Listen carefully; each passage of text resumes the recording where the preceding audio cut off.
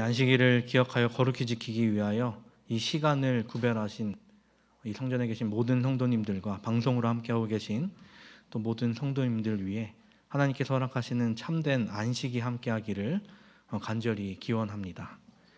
오늘은 주 안에서 자랑하라 라는 제목으로 함께 은혜 나누기를 원합니다. 본문 말씀으로는 고린도전서 1장 26절부터 31절까지 있는 말씀을 함께 보시겠습니다. 고린도전서 1장 26절부터 31절까지 있는 말씀, 제가 봉독해 올릴 때에 눈으로 따라 읽어주시기 바랍니다. 고린도전서 1장 26절부터 31절까지 있는 말씀입니다. 형제들아, 너희를 부르심을 보라. 육체를 따라 지혜로운 자가 많지 아니하며 능한 자가 많지 아니하며 문벌 좋은 자가 많지 아니하도다. 그러나 하나님께서 세상에 미련한 것들을 택하사 지혜 있는 자들을 부끄럽게 하려 하시고 세상에 약한 것들을 택하사 강한 것들을 부끄럽게 하려 하시며 하나님께서 세상에 천한 것들과 멸시받는 것들과 없는 것들을 택하사 있는 것들을 패하려 하시나니 이는 아무 육체도 하나님 앞에서 자랑하지 못하게 하려 하심이라.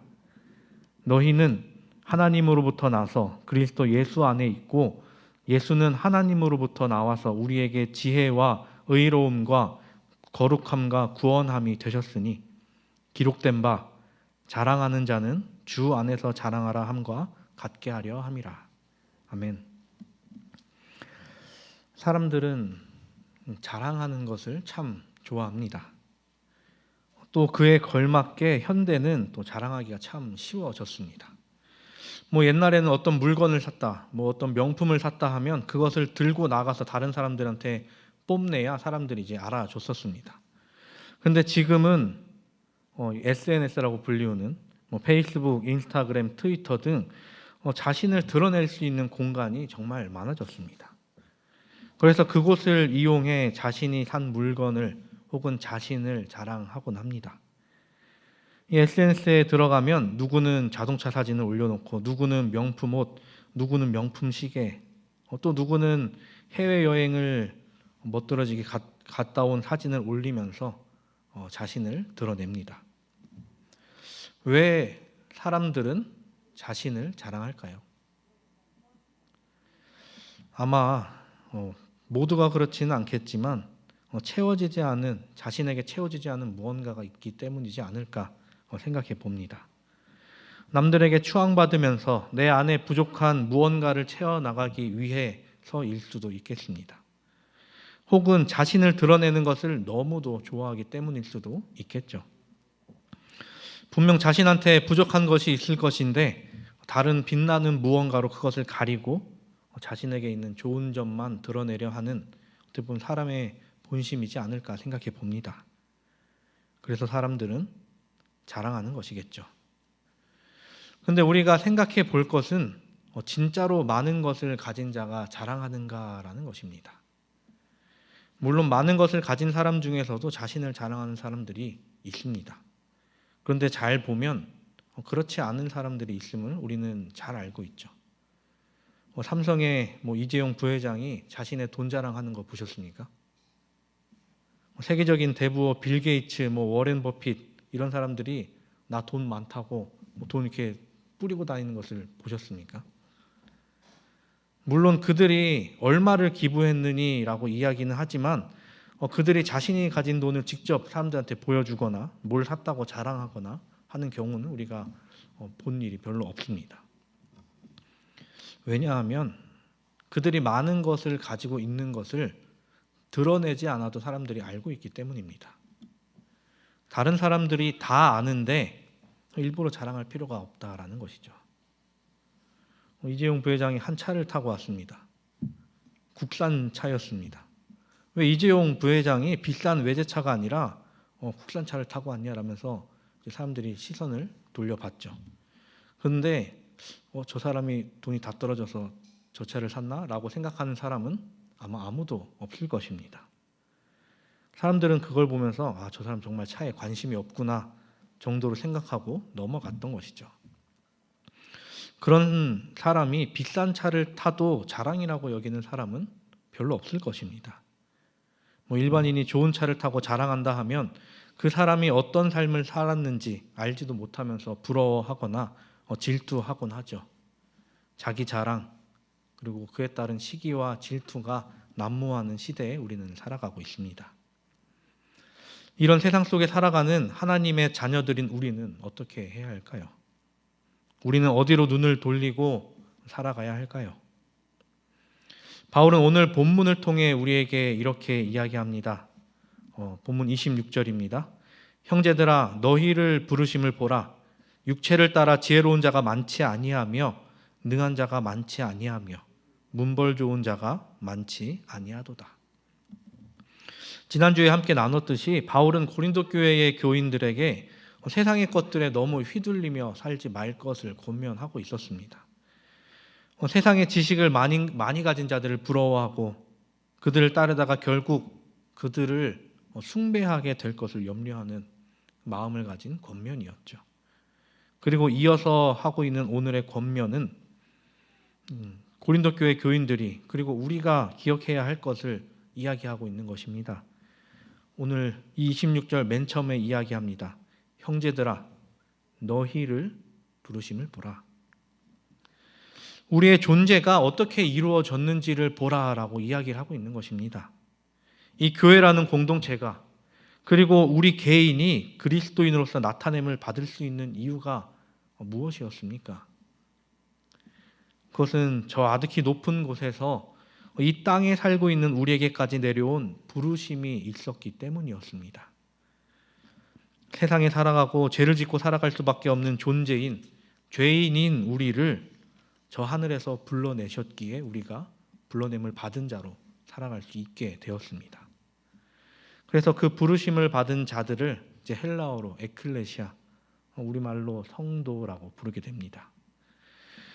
우리라는 교인이라는 또 그리스도인이라는 또 성도라는 나는 어쩌다가 이렇게 된 것이 아니라 하나님의 부르심이 있었고 하늘의 부르심이 있었고 그 부르심에 응한 자가 바로 나라는 존재라는 것입니다.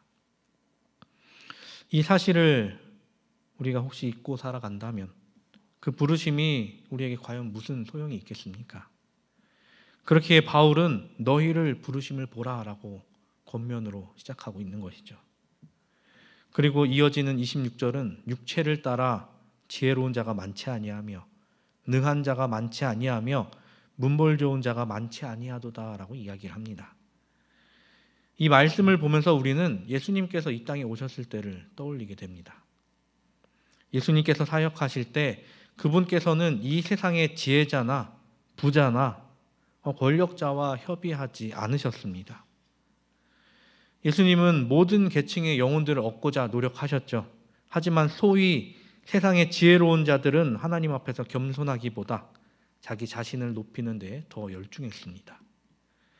그렇기에 부자나 세상의 지도자로 여겨지는 사람 중 예수 그리스도의 복음을 받아들이는 그 비율이 아주 적었던 것이죠. 사도행전의 말씀을 보면 이에 대해 이렇게 이야기합니다. 복음은 언제나 비천한 계층의 사람들 가운데서 가장 큰 성공을 거두었다. 이 말씀을 보면서 오해하지 말 것은 예수님께서 비천한 계층의 사람들만 찾은 것은 아니었다는 것입니다. 그들만 구원하려 하신 것도 아니었고요. 예수님은 자신에게 찾아오는 모든 자를 구원하려 하셨습니다. 하지만 예수님의 말씀을 듣고 떠나간 자들을 살펴보면 부자나 세상의 지도자들이 많았다는 것이죠.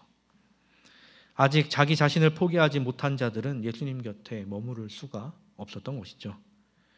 그에 반해 자신을 내세울 것 없는 자들은 더 쉽게 자기 자신을 포기했고 예수님 곁에 머무르는 게 더 쉬웠던 것이었습니다. 하나님의 부르심에는 외적인 조건에 근거하지 않으신다는 것입니다. 그 이유에 대해서는 우리가 전에 봤던 25절에 이렇게 나타나 있죠. 하나님의 어리석음이 사람보다 지혜롭고 하나님의 약하심이 사람보다 강하니라. 이 세상에서 아무리 높은 곳에 있다 할지라도 하나님께서 보시기에는 다 같은 사람이라는 것입니다.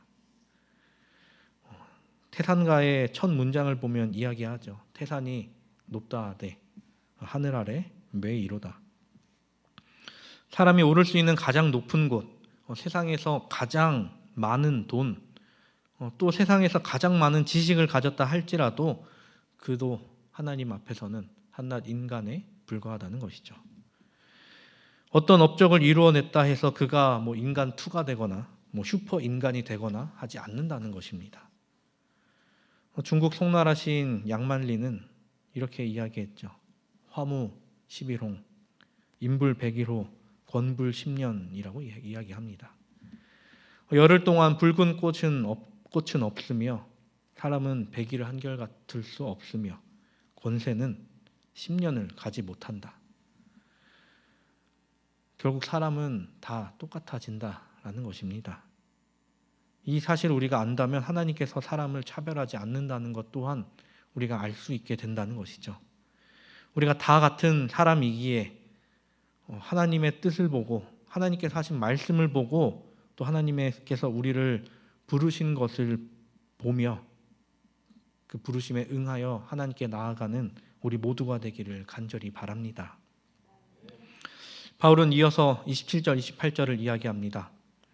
그러나 하나님께서 세상에 미련한 것들을 택하사 지혜 있는 자들을 부끄럽게 하려 하시고 세상에 약한 것들을 택하사 강한 것들을 부끄럽게 하려 하시며 하나님께서 세상에 천한 것들과 멸시받는 것들과 없는 것들을 택하사 있는 것들을 패하려 하시나니.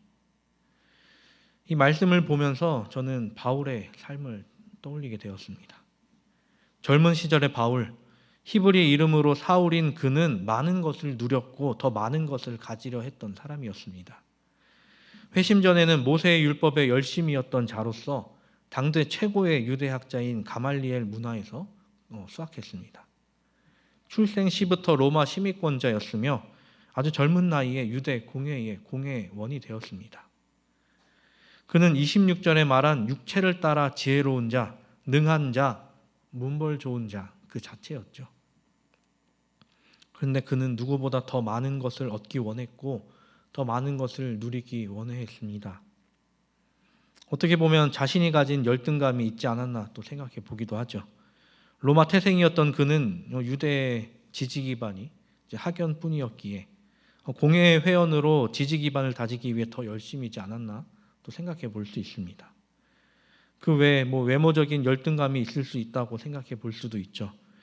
그렇기에 그는 다른 사람들 앞에 나서는 일을 더 열심히 했고 다른 사람 눈에 띄는 일을 하는데 서슴지 않았습니다. 스데반을 돌로 쳐 죽이는 일에 앞장선 자가 이 바울, 사울이었죠.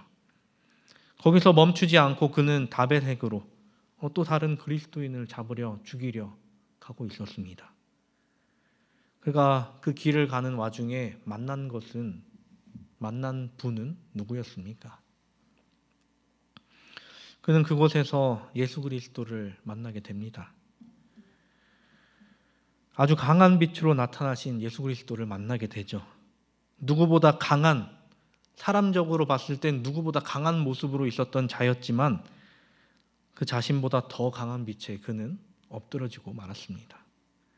빛으로 인해 바울은 시력을 잃게 되죠. 인간의 모든 감각, 신체 능력 중에 그 단지 시력 하나 잃었을 뿐인데 그는 혼자선 아무것도 할 수 없는 자가 되어버렸습니다. 기세등등하여 남들 앞에 나서던 이가 어린아이와 같이 되어 사람들 뒤에 숨게 되었습니다. 지혜 있는 자, 세상에 강한 자, 세상에 있는 것들이었던 그는 부끄러움을 경험하게 되었던 것이죠. 이와 같은 일은 바울 본인뿐만 아니라 이 세상 역사에서도 일어나고 있으며 또 일어날 것을 우리는 잘 알고 있습니다.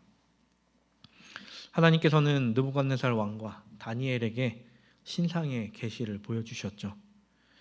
머리부터 금, 은, 동, 철 등으로 아주 멋들어지게 만들어진 신상이었습니다.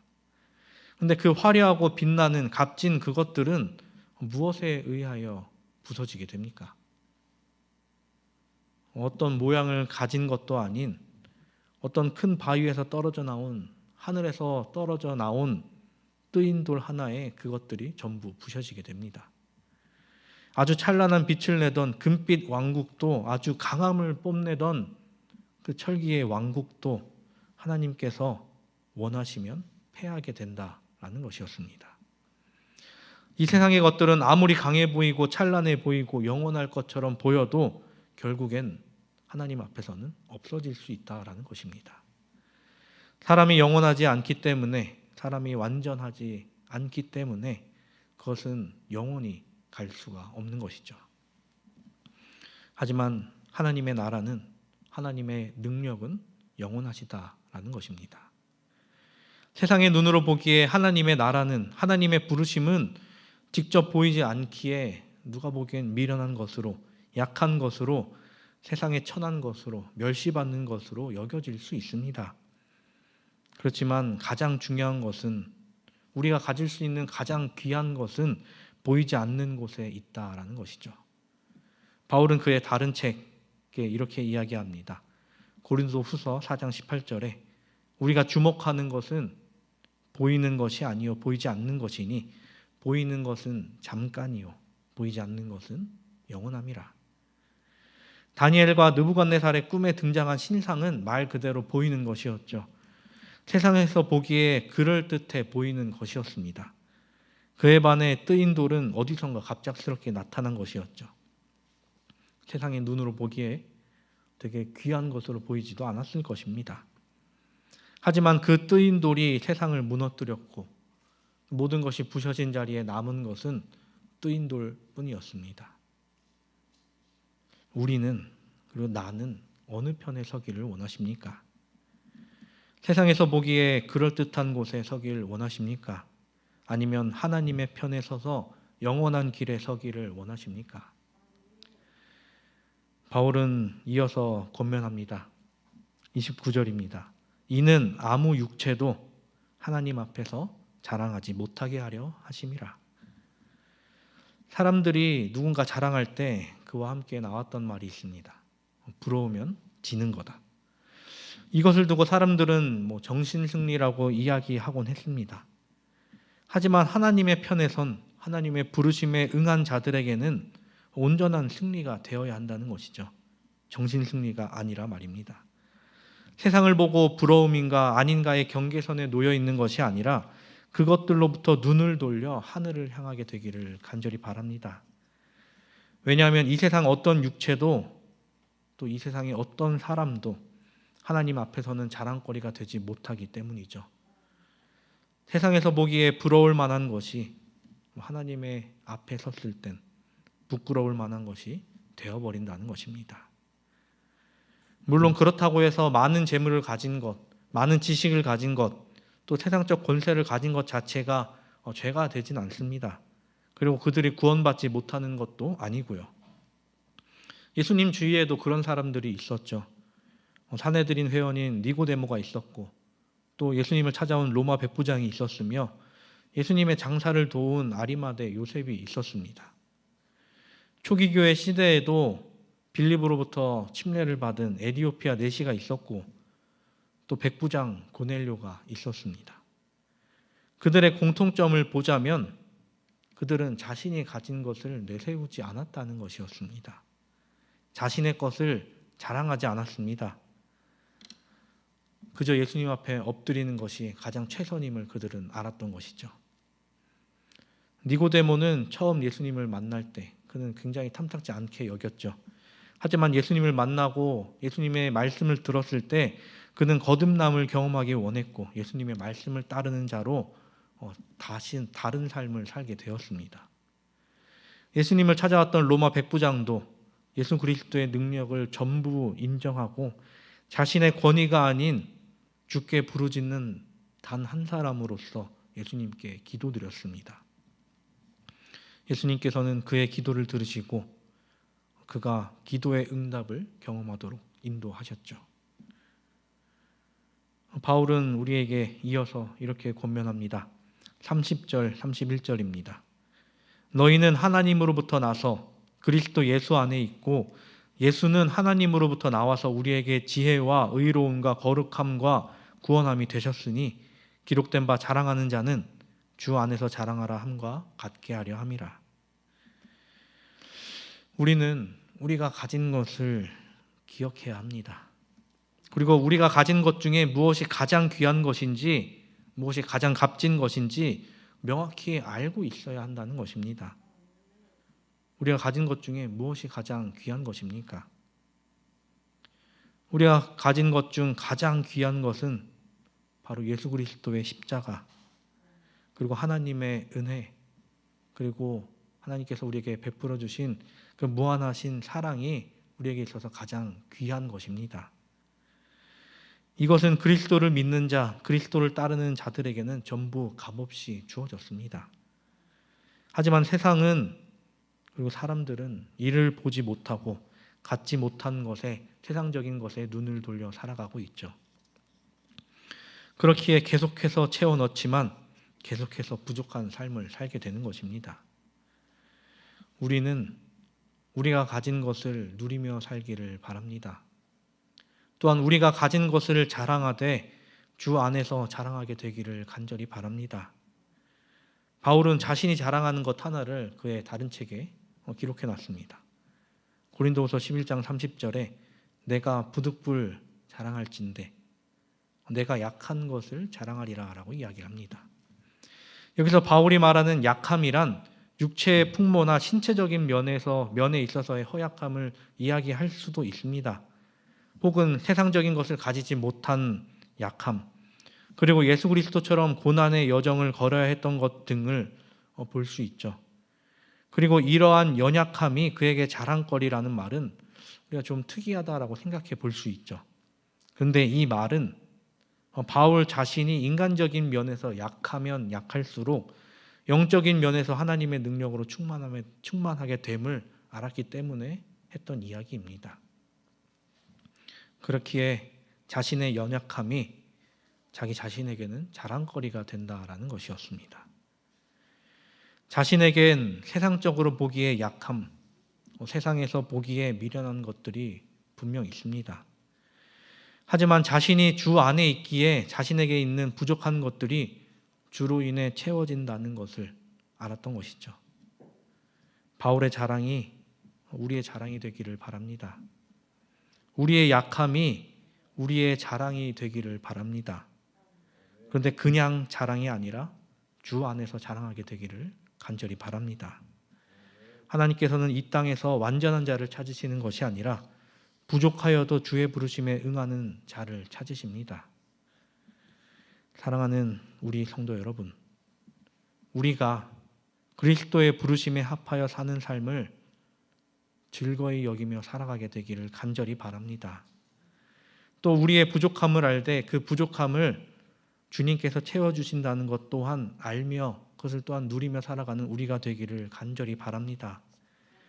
우리가 세상적인 승리자의 편에 선 것이 아니라 선과 악의 대쟁투의 승리자의 편에 선 것을 또 자랑하게 되기를 간절히 바랍니다. 나 자신이 연약하다 생각될 때에 그때일수록 더 주께 나아가게 되기를 바랍니다. 화이트 선지자는 우리에게 권면합니다. 부모와 교사와 학생에게 보내는 권면 109페이지에 이렇게 이야기합니다. 만약 사역자가 자기 자신을 하나님께 전적으로 헌신하고 능력과 하늘의 지혜를 얻기 위하여 열심히 기도한다면 그리스도의 은혜가 그의 교사가 될 것이며 그는 자신의 결함들을 정복하게 되고 더욱 하나님의 사물에 대하여 총명하여질 것이다.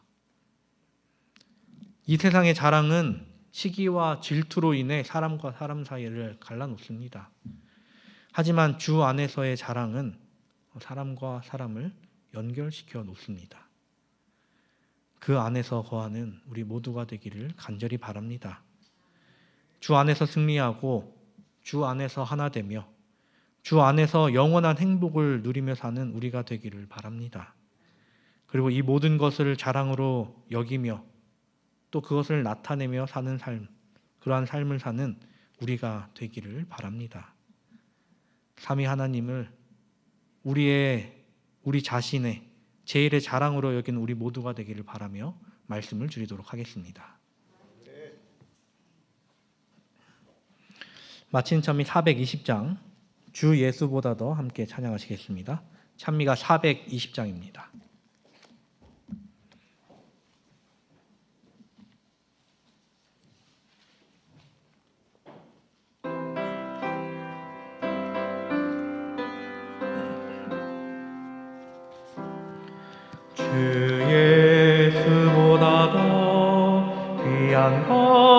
것은 없네.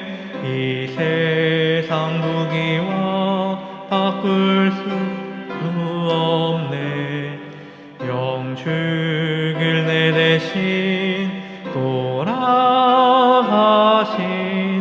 그 놀라운 사랑 잊지 못해. 세상 즐거움 다 버리고 세상 자랑 다 버렸네. 주 예수보다 더 귀한 것은 없네. 예수밖에는 없네. 주 예수보다 더 귀한 것은 없네. 이 세상 명예와 바꿀 수 없네. 이전에 즐기던 세상 일도 주 사랑하는 마음 뺏지 못해. 세상 즐거움